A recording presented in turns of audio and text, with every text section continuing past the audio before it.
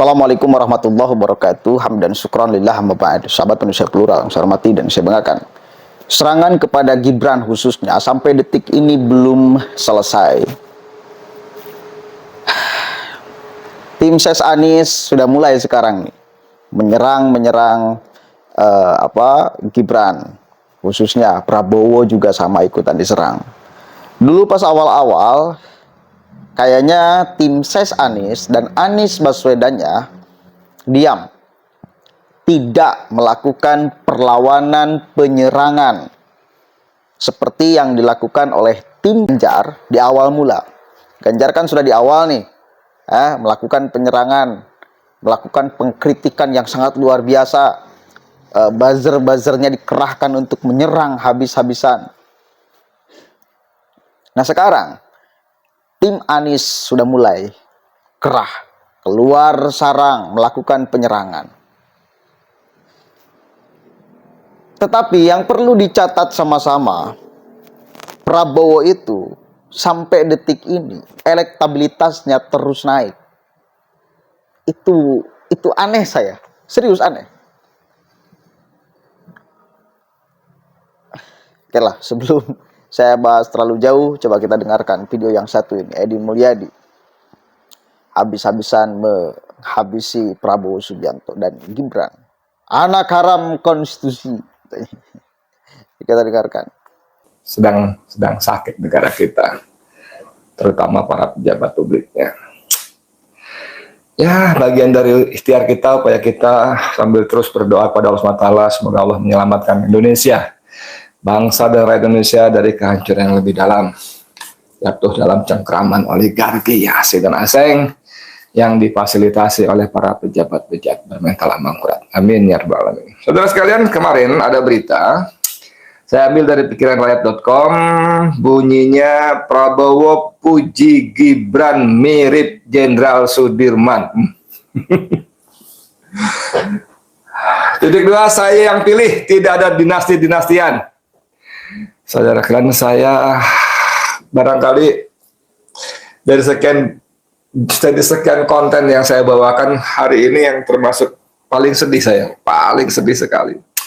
Bayangkan bagaimana mungkin seorang jenderal bintang 3 yang kita dengar konon katanya pernah menjadi pahlawan di Timor Leste sekarang ya, yang pengabdiannya kepada negara, yang kata Gus Dur orang paling ikhlas di Indonesia terhadap adalah Prabowo Subianto, tiba-tiba bisa sampai segitunya orang Betawi, sampai segitunya loh ya gitu ya. Bagaimana mungkin akal sehat kita bisa menerima pujian terhadap Gibran yang disamakan dengan Jenderal Sudirman? Waduh, saya sebetulnya sebagai warga Indonesia merasa sangat tersinggung.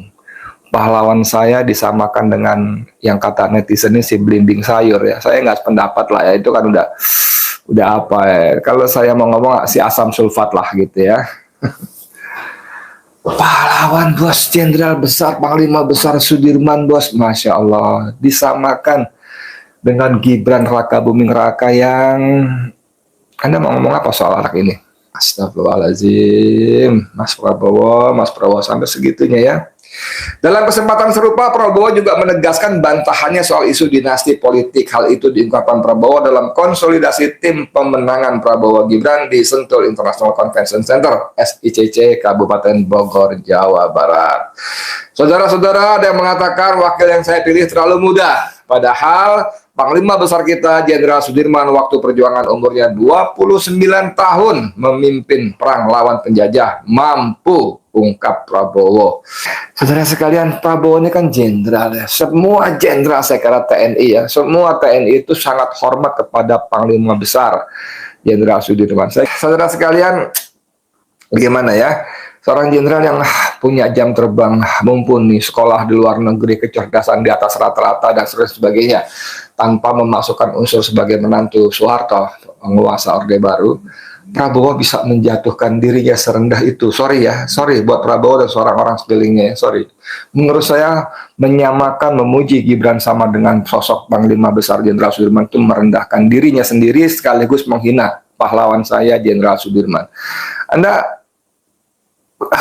Saya kehabisan kata-kata. Spesialis bicara soal sosok anak muda yang karbitan, yang orang-orang bilang anak haram konstitusi. Oke, itu Edi Mulyadi. Masa mau disamakan Jenderal Sudirman dengan Gibran Rakabuming Raka? Enggak, menurut saya ini persoalan umurnya. Itu persoalan umurnya. Persoalan umur. Persoalan muda. Muda yang juga bisa memimpin. Itu kan? Poinnya kan itu. Poinnya di anak mudanya kan. Dan Prabowo memberikan contoh. Ada kok anak muda yang sukses. Seperti Jenderal Sudirman segala macam. Yang menjadi panglima. Kan itu. Ya menurut saya enggak astagfirullahaladzim, biasa aja memberikan contoh kok. Jangan meragukan kompetensi anak muda. Poinnya itu. Prabowo sedang meyakinkan kepada masyarakat Indonesia bahwa tidak mesti yang muda itu tidak bisa kerja. Tidak mesti yang muda itu kalah dengan yang tua. Di dalam semangat dan bekerja. Di dalam kedewasaan. Dan itu banyak kita temukan sih sebetulnya. Meskipun beberapa kali saya ngeritik Gibran karena ucapan-ucapannya yang kadang-kadang gak nyambung. Termasuk kamari yang mengatakan asam sulfat. Tapi saya mulai berpikir loh. Jangan-jangan sengaja Gibran itu mengeluarkan kalimat asam sulfat. Jangan-jangan sengaja. Untuk market politik juga. Untuk terus dibicarakan banyak orang. Untuk terus menjadi trending topik. Lalu orang kemudian menyerang. Lalu orang kemudian menghina. Lalu orang kemudian merendahkan. Lalu masyarakat ini simpati. Jangan-jangan seperti itu. Bagian daripada strategi politik juga. Soalnya aneh loh.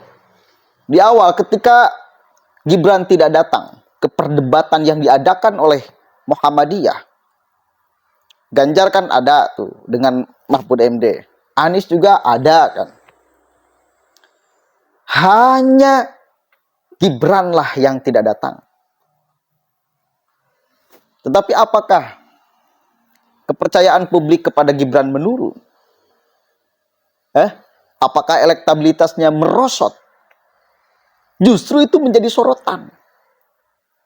Menjadi sorotan dan orang kemudian terpancing untuk mencaci maki, merendahkan. Oh, dia orang bodoh. Dia nggak bisa kemudian bertengkar di ruang publik, bertarung gagasan. Akhirnya nggak datang di dialog Muhammadiyah. Ketika diundang di TV One, Gibran tidak datang pula. Bayangkan. Saya membayangkan jangan-jangan ini bagian daripada market politik. Sengaja. Strategi politik. Yang datang ke dialog itu kan ada Profesor Mahfud MD, ada Caimin. Yang diundang di TV One juga sama. Ada Profesor Mahfud MD, ada Caimin. Tetapi yang dibicarakan terus-menerus adalah Gibran. Yang menjadi sorotan trending topik adalah Gibrannya. Kan? Apa ini? Asam sulfat kemarin. Jangan-jangan juga sama. Disengajakan untuk diplesetkan agar menjadi trending topik. Jangan-jangan. Karena kalau saya lihat memang strateginya untuk nyasar ke 60% masyarakat Indonesia. Yang biasa-biasa aja di dalam intelektual, pendidikan, dan lain sebagainya. Itu nyasar yang itu. Akhirnya kampanye gemoy coba. Gemoy. Bisa dijadikan alat kampanye.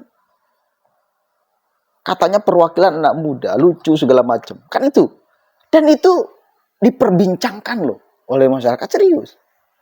Itu nggak bohong, itu memang jadi pembicaraan. Sesimpel dan sesederhana itu menjadi pembicaraan di warung-warung kopi dan lain sebagainya.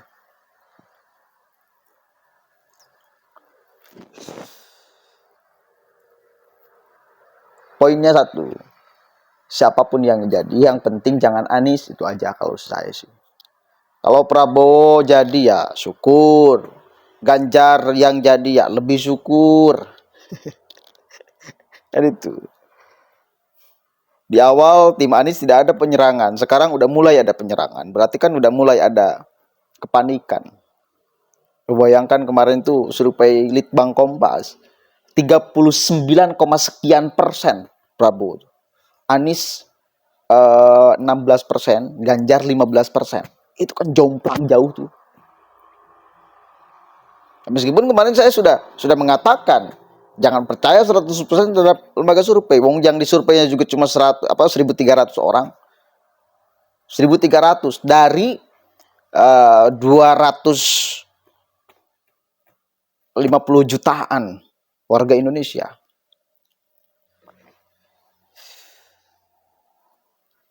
Tuh. Setelah kita menanti perdebatan nanti malam, katanya Gibran akan mengeluarkan kejutan-kejutan. Apa kejutannya ya? Kita tunggu nanti malam. Oke?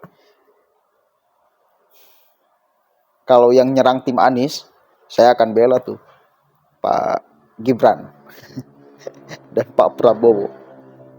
Si Edi Mulyadi itu dari dulu memang pembenci pemerintah, pembenci Jokowi, itu catatan besarnya tuh. Dan manfaatnya. Assalamualaikum warahmatullahi wabarakatuh.